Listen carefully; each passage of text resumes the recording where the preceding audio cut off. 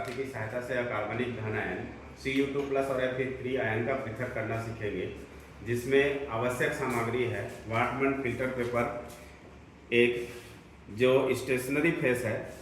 दूसरा नंबर का जो मोबाइल फेस है, इसमें 1 ml HCl, 1 ml जल और 9 ml एथेनॉल है। और तीसरा विजुअलाइजिंग एजेंट है जो K4 Fe6 है। हम दोनों धन आयन के ऑर्गेनिक सॉल्यूशन को इनऑर्गेनिक सॉल्यूशन को लेते हैं, जिसमें से एक है FeCl3 और दूसरा है copper sulphate. Whatman filter paper में सबसे पहले 2 सेंटीमीटर की दूरी पर एक लाइन खींचकर बीच में एक स्पॉट बनाते हैं, जिसमें सबसे पहले केशिका नली से कॉपर सल्फेट के विलयन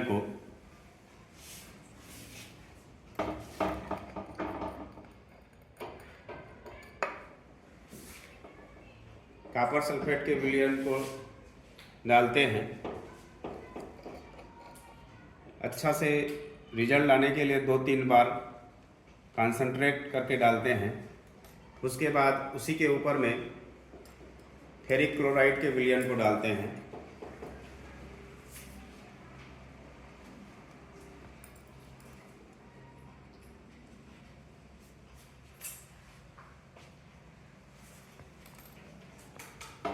कुछ देर के लिए सूखने के लिए छोड़ देते हैं। उसके बाद हमारा जो क्रोमेटोग्राफी जार है, उसमें सूखने के बाद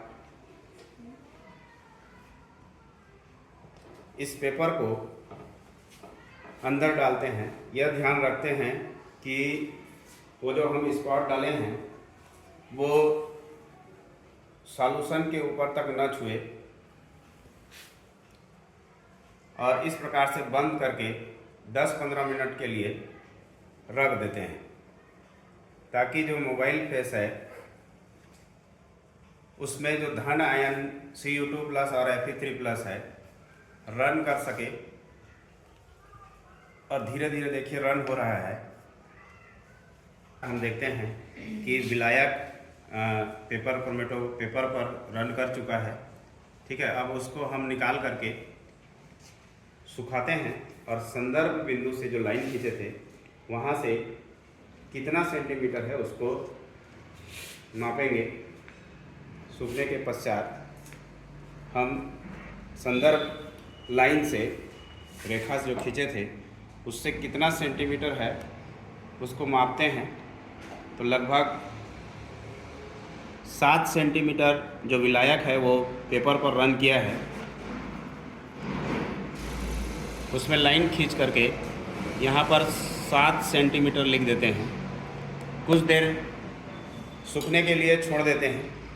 सूखने के पश्चात दोनों जो स्पॉट है वो क्लियर पता नहीं चल रहा है, इस कारण से हम विजुअलाइजिंग एजेंट K4 Fe6 का यूज करते हैं और K4 Fe6 में पास करते हैं।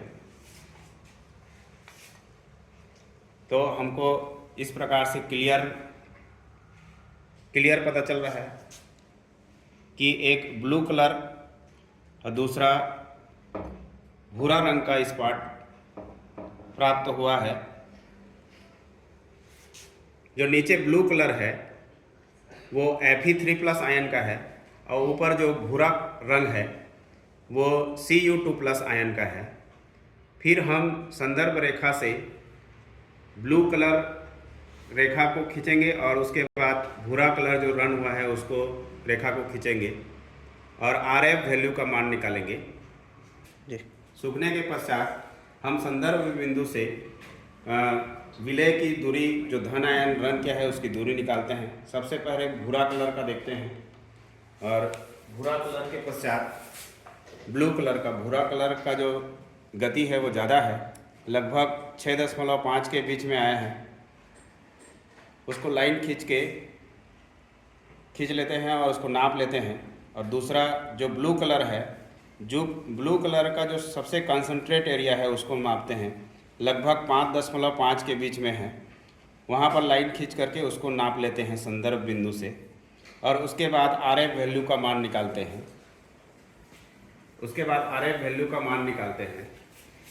Cu2 प्लस का मान आया 5.5 6.5 एवं Fe3 प्लस का मान आया 5.5 और विलायक जो गति किया है वो 7.0।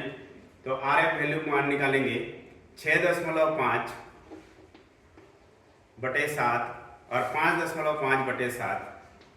तो 6.5 बटे 7 करेंगे तो कॉपर का जो RF वैल्यू का मान है 0.928 आता है एवं जो Fe3 प्लस का RF वैल्यू का मान है 0.785 सेंटीमीटर आता है।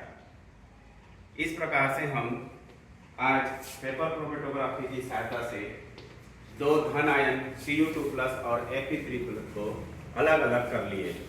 Thank you.